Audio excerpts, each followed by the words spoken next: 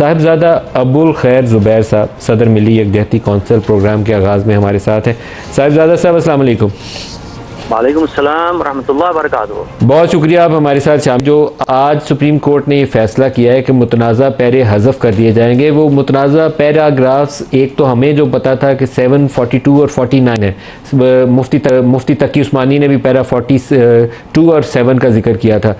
क्या कौन से ऐसे पैराग्राफ्स हैं जिसके ऊपर सुप्रीम कोर्ट बैक ट्रैक करेगी या उन पैराग्राफ्स को अपने फैसलों से हज़फ करेगी? थोड़ी रोशनी डाल दें उस पर।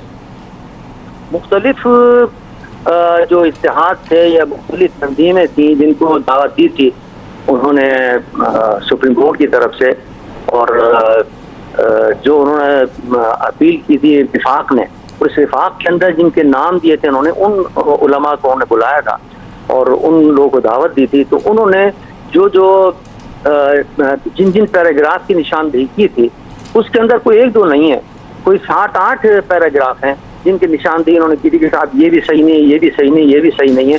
और साहिबजादा अबुल खैर साहब, आपकी तजवीज़ क्या थी उसमें?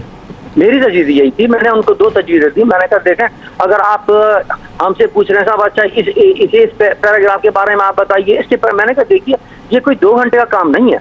दुरानी साहब क़िबला रहमतुल्लाह अलैह ने जब क्या नाम है बहस की थी, इसको पेश किया था असेंबली के अंदर, तो कई दिन मुसलसल बहस होती रही इस पर। तो मैंने कहा आप ये देख लीजिए कि इसके चंद पैराग्राफ पर बहस करते हुए तहरीरी तौर पर इस्लामी नज़ाती कौंसिल ने 25-30 सफ़े का आपको तफसील भेजी। अब वो 25-30 सफ़े पढ़ते पढ़ते भी क्या है आध घंटा ऑन लग जाएगा, चिजाए कि इस पे एक पे बहस करें तो वो तो काफ़ी वक्त लग जाएगा उसके अंदर। तो मैंने कहा या तो एक तजवीज़ ये, हमें 2 तजवीज़ें दी मिली है कौंसिल की तरफ से। मैंने कहा अगर आप बहस करना चाहते हैं हम उसके लिए भी तैयार हैं, लेकिन उसके लिए आप हमारे वकला को कह देते हैं नहीं साहब इनको जरूरत नहीं है, आप अकेले बात कीजिए।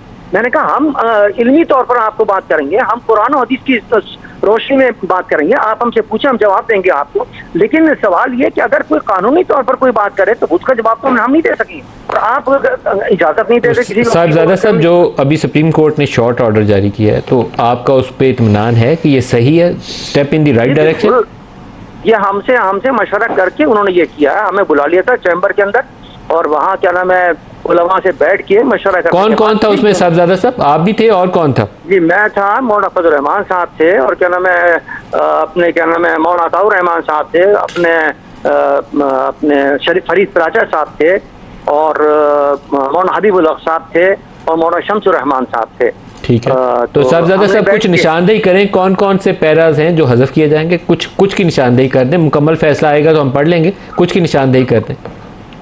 हाँ नहीं, इस वक्त तो मेरे जहन में नहीं हो, इस वक्त मैं गाड़ी में हूँ, वरना मैं आपको बताया था कि कौन कौन से पैराग्राफ हैं जो क्या नाम है हमने उनको निशानदेही की थी और उनको कहा था कि पैराग्राफ जो है वो हदफ करें। तो देखें, 1 मिनट में देखता हूँ। आप देखें, मैं कुछ बड़ी उस वक्त तक साथ साथ अपने नाजरीन को बताऊं कि सुप्रीम कोर्ट ने मुबारक सानी केस के फैसले में दुरुस्तगी की दरख्वास्त हुकूमत की जो थी वो मंजूर कर ली है। 6 फरवरी और 24 जुलाई के फैसलों के मुतनाज़ा पैराग्राफ हज़फ किए जाएंगे। मुतनाज़ा पैराग्राफ अदालती नज़ीर नहीं होंगे, ये बहुत इंपॉर्टेंट है। वो वॉइड अब इनिशियो आप टर्म यूज़ करते हैं, वो वॉइड अब इनिशियो मतलब ख़त्म हो जाएंगे मुकम्मल तौर पर, उनको ऐसे देखा जाएगा जैसे वो एग्जिस्ट ही नहीं करते। ट्रायल कोर्ट इन मुतनाज़ा पैराग्राफ से असर लिए बगैर कार्रवाई जारी रखेगी। ये बहुत इंपॉर्टेंट है क्योंकि इसके ऊपर एक तनाज़ा मौजूद था। सुप्रीम कोर्ट ने असल केस और नज़रसानी दोनों के मुतनाज़ा पैराग्राफ हज़फ कर दिए हैं, ये फैसला है। और दोबारा मैं साहिबजादा साहब, अगर आपने वो पैराग्राफ्स कुछ आपके सामने आए हो तो हमें थोड़ी सी उसकी तफसील दे दें। जो क्या नाम है उलमा ने पेश किए हैं, इनको आले मजलिस तहफ़्फ़ुज़ ख़त्म नबूवत ने पेश किए हैं, और इत्तेहाद मदारिस दीनिया की तरफ से पेश किया गया है, यानी मुत्तफ़िक़ा मौक़िफ़। तो उसके अंदर जिन जिन पैराग्राफ की निशानदेही की गई, उसके अंदर पैराग्राफ 6 भी है, पैराग्राफ 7 भी है, पैराग्राफ 13 भी है, पैराग्राफ 14 भी है, पैराग्राफ 15 भी है, पैराग्राफ 40 भी है, पैराग्राफ लाभ का भला करे 2 भी है, पैराग्राफ 5। हाँ 42 तो मेन है, वो तो मेन है, और 7 मेन है, वो तो बहुत अहम है। लेकिन इसके अलावा जो एतराज़ात किए गए हैं, पैराग्राफ 6 पर भी एतराज़ है, 16 पर भी एतराज़ है, बहुत सारे पैराग्राफ हैं जिस पर बाकायदा तहरीरी तौर पर उनको लिख के दिया गया है कि इन तमाम पैराग्राफ को हज़फ करें। तो और फिर उन्होंने ये भी वादा किया है कि इंशाल्लाह आइंदा जो हम क्या नाम है नया फैसला लिखेंगे वो भी आपके मशवरे से लिखेंगे इंशाअल्लाह अल्लाह ने चाहा। तो अबुल खैर साहब, ये हम अपने नाजरीन को बताएं कि सुप्रीम कोर्ट से अब ये जो मुख्तसर फैसला जारी हुआ है, इसके अंदर अबुल खैर साहब, मौलाना फजल रहमान साहब, मुफ्ती तकी उस्मानी साहब, ये सारे जो हमारे नामी ग्रामी कदावर शख्सियात हैं और उलमा कराम, इनके मशवरे से वो फैसला आया है और काबिल कबूल है आप लोगों को, अब इसमें कोई तनाज़ा बाकी नहीं है। जी अल्हम्दुलिल्लाह, अल्लाह का शुक्र है, बहुत बड़ी फतह है ये। आशिकान मुस्तफ़ा सल्लल्लाहु अलैहि वसल्लम की खत्म नबूवत पे ईमान लाने वालों की बहुत बड़ी फतह है ये। और हम मुबारकबाद देते हैं चीफ जस्टिस साहब को भी और क्या नाम है सुप्रीम कोर्ट को भी कि उन्होंने मैंने उनसे कहा कि इस वक्त तो जिस वक्त मुल्क जिस हालत से दो चार है उसमें ये मुताबिल नहीं हो सकता कि बदअमनी का। उन्होंने कहा हमने आपको बुलाया इसलिए कि आप हमारे मदद करें और हमें राह दिखाएं इसका। हमने कहा हमने ये राह दिखाई है, अल्लाह का शुक्र है कि उन्होंने हमारी बात मानी और ये फैसला सुनाया।